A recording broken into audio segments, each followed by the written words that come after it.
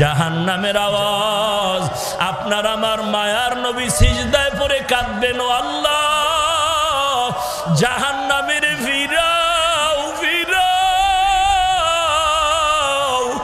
আমার একটা উম্মত যেন জাহান্নামে না যায়। ও আল্লাহ দুনিয়ার জমিনে আমি উম্মতের ভুলি নাই। আমার নবীকে আল্লাহ বলবেন ওয়ালা সাউফা ইউতিকা রাব্বুকা ফাতারদা, ও নবী আপনি কাঁদবেন না, মাথা মোবারক উঠায় দেন, আমি আল্লাহ আপনাকে খুশি করব, আপনাকে বেজার করব না। এরে নবীর উম্মতের দল, এইবার আল্লাহ আর একটা হুঙ্কার দিবেন বিচার শুরু করার আগে, ওয়ামতাজুল ইয়াউমা আইয়ুহাল মুজরিমুন, ও গুনাহগারের দল আলাদা হয়ে যাও। দুনিয়াতে নেককার গুনাহগার এক রাস্তায় চলছো, আমি আল্লাহ বাধা দেই নাই।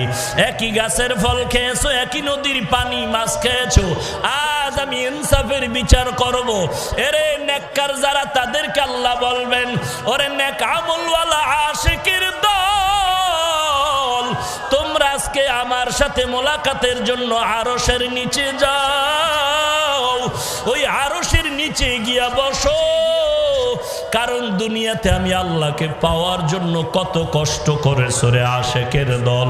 এই জমিনে যারা মাওলার বড় আশেক, আমার আল্লাহর মোহাব্বতে কত রাত্র ঘুমাইতে পারো নাই, আমার আল্লাহর মোহাব্বতে কতবার খানাও খেতে পারো নাই।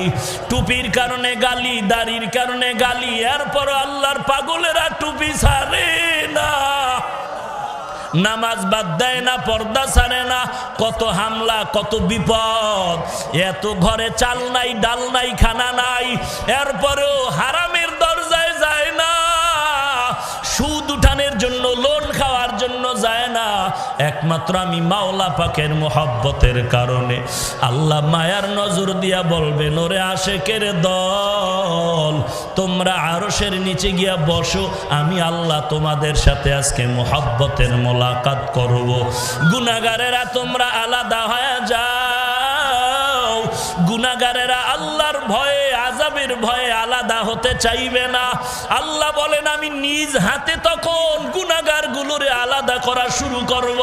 আমি আল্লাহ এমন ভাবে আলাদা করে ফেলব, গুনাহগারেরা ধানের চিটার মতো উড়িয়া উড়িয়া জাহান্নামের দরজায় হাজির। আল্লাহর আওয়াজ, কুদরতি আওয়াজ, ওয়াসিকাল্লাযীনা কাফারু ইলা জাহান্নামা যুমার,